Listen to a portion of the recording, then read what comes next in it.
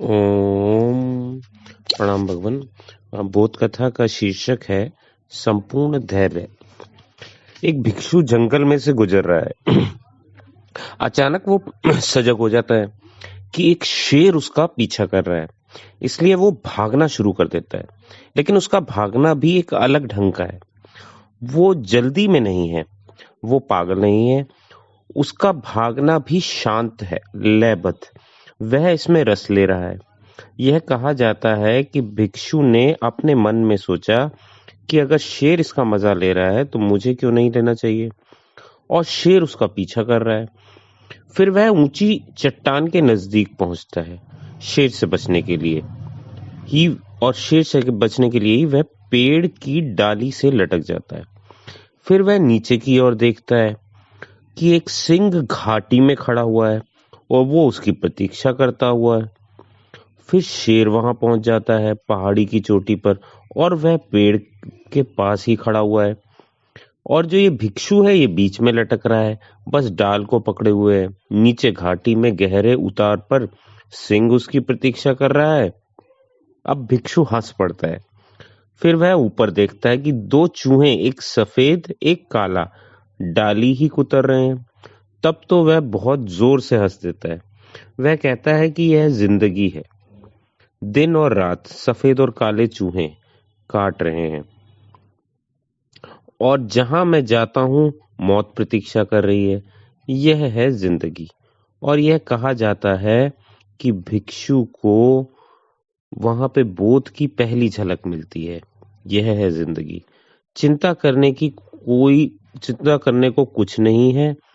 चीजें इसी तरह हैं। जहां तुम जाते हो मृत्यु प्रतीक्षा कर रही है, बोध कथा कहती है। और अगर तुम कहीं नहीं भी जाते तो दिन और रात तुम्हारा जीवन काट रहे हैं। इसलिए भिक्षु जोर से हंस पड़ता है। अच्छा, फिर वो चारों तरफ देखता है, क्योंकि अब हर चीज निधर्गरत है। अब कोई चिंता नहीं। जब मृत्यु निश्चित है तब चिंता क्या है? केवल अनिश्चितता में चिंता होती है। जब हर चीज निश्चित है कोई चिंता नहीं होती है। अब मृत्यु नियति बन गई है। इसलिए वो चारों ओर देखता है, यह जानने के लिए कि इन थोड़ी सी आखिरी घड़ियों का आनंद कैसे उठाया जाए। उसे होश आता है कि डाल के बिल्कुल निकट ही कुछ स्ट्रॉबेरीज हैं। तो वह कुछ स्ट्रॉबेरी तोड़ लेता है और उन्हें खा लेता है।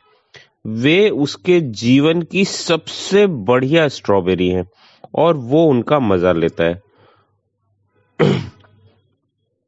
और ऐसा कहा जाता है कि वह उसी घड़ी बोध को उपलब्ध हो गया। वह बुद्ध हो गया, क्योंकि मृत्यु के इतना निकट होने पर भी वह कोई जल्दी में नहीं था। वह स्ट्रॉबेरी में रस ले सकता था। वह मीठी थी, उसका स्वाद मीठा था। उसने भगवान का धन्यवाद दिया। ऐसा कहा जाता है कि उस घड़ी में हर चीज खो गई थी। वह शेर, वह सिंह, वह डाल, और वह स्वयं भी। वह ब्रह्मांड बन गया। यह है धैर्य।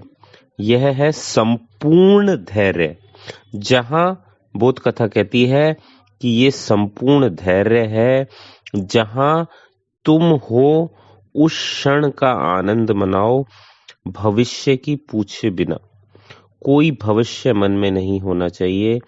केवल वर्तमान क्षण हो, क्षण की वर्तमानता, और तुम संतुष्ट होते हो। तब कहीं जाने की कोई आवश्यकता नहीं है।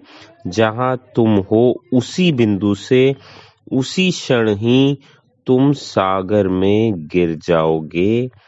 तुम ब्रह्मांड के साथ एक हो जाओगे।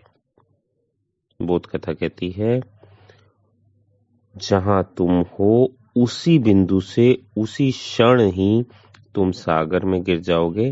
तुम ब्रह्मांड के साथ एक हो जाओगे। इस तरह बोध कथा भगवान यहीं पे समाप्त करता हूँ। बहुत ही अद्भुत इशारा छुपा है इसमें।